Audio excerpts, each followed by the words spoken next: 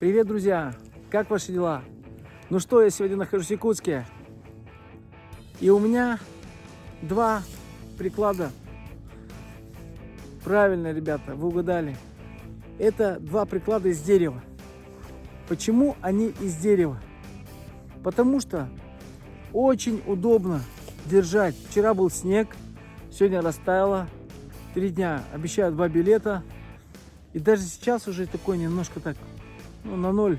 Сегодня ночью будет 0, -1. Вот. И всегда дерево комфортно, ребята, держать.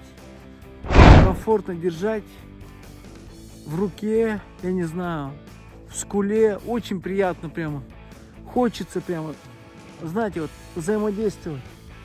Вот, взаимодействовать приятно. Чем с холодным пластиком.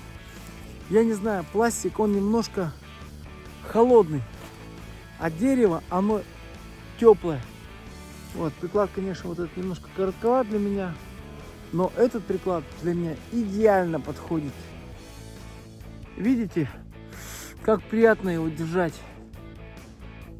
И вообще, я хотел сказать, что когда на дереве деревянный приклад, ребята, то духовно оно больше нравится, оно живее, чем пластиковый. У меня был ранее Винчи, получается Бенелли Винчи.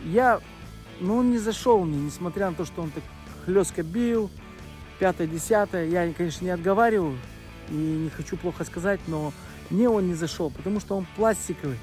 А деревянный, видите, вот дерево покрашено под черный краб, я не знаю, дерево, да, и оно выглядит как пластиковое, но на самом деле оно полностью деревянное, ребят.